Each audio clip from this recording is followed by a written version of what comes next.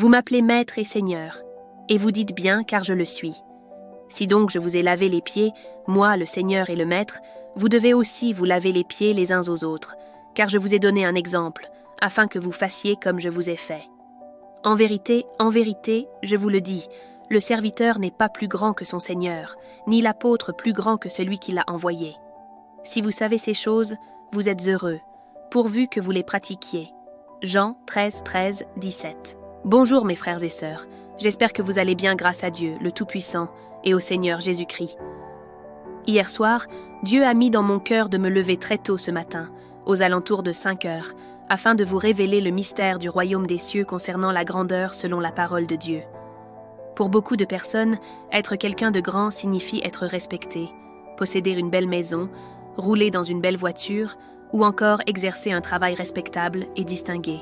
Mes frères et sœurs, toutes ces choses peuvent être un plus dans notre vie, après avoir cherché premièrement le royaume de Dieu et sa justice, voir Matthieu 6, 33. Cependant, lorsque ces choses deviennent notre priorité et servent principalement à satisfaire les désirs de la chair, elles peuvent nous éloigner des désirs de l'esprit. En effet, la chair et l'esprit ont des désirs opposés, afin que nous ne fassions pas ce que nous voudrions. Voir Galates 5, 17. C'est pourquoi, devant Dieu, la véritable grandeur ne se mesure pas à ce que nous possédons, ni à notre position sociale. La parole de Dieu nous révèle dans Philippiens 3, 8 « Et même je regarde toute chose comme une perte, à cause de l'excellence de la connaissance de Jésus-Christ mon Seigneur, pour lequel j'ai renoncé à tout, et je les regarde comme de la boue, afin de gagner Christ. » Mes frères et sœurs, cela signifie que les désirs de l'Esprit nous conduisent à chercher à connaître profondément Jésus-Christ avec l'aide du Saint-Esprit. En effet, nous avons besoin de l'Esprit de Dieu pour comprendre spirituellement les Écritures et les mettre en pratique. De plus, dans Psaume 53, 2, la parole nous montre que l'homme intelligent selon Dieu est celui qui le cherche. Dieu, du haut des cieux, regarde les fils de l'homme, pour voir s'il y a quelqu'un qui soit intelligent, qui cherche Dieu. Ainsi, la véritable intelligence spirituelle nous pousse à rechercher Dieu et à nous rapprocher davantage de lui. Mes frères et sœurs, nous savons également que Dieu résiste aux orgueilleux, mais qu'il fait grâce aux humbles. L'Écriture nous enseigne aussi qu'il chérit avec jalousie l'esprit qu'il a fait habiter en nous. Voir Jacques 4, 5, 6. Dès lors, si nous faisons preuve d'orgueil devant les hommes, comment pourrions-nous prétendre marcher véritablement dans l'humilité devant Dieu ? C'est pour cette raison que la parole de Dieu déclare dans Matthieu 23, 11 « Le plus grand parmi vous sera votre serviteur ». Cela signifie que celui qui veut être grand parmi nous doit faire preuve d'humilité et être disposé à servir les autres, à l'image de Jésus-Christ.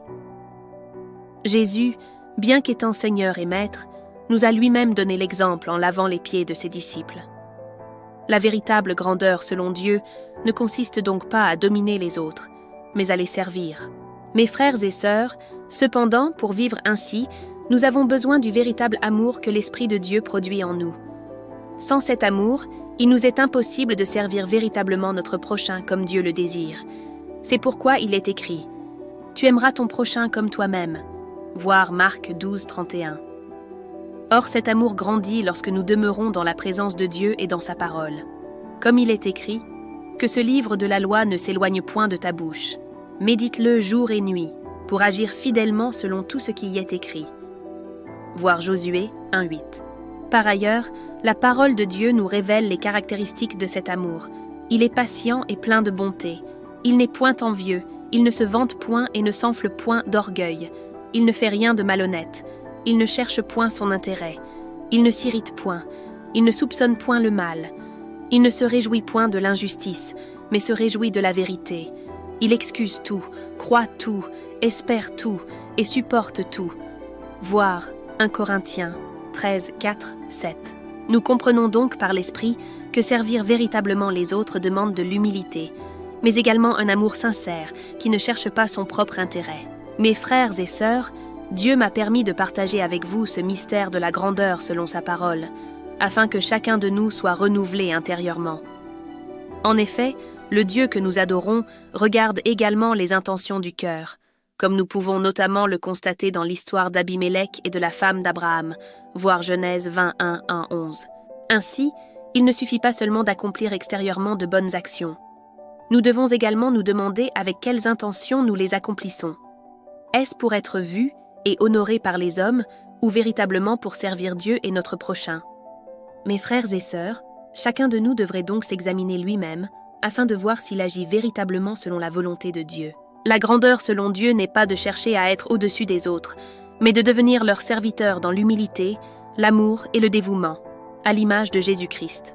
Que toute la gloire revienne à Dieu et à Jésus-Christ. Que personne ne méprise ta jeunesse, mais sois un modèle pour les fidèles, en parole, en conduite, en charité, en foi, en pureté. Veille sur toi-même et sur ton enseignement.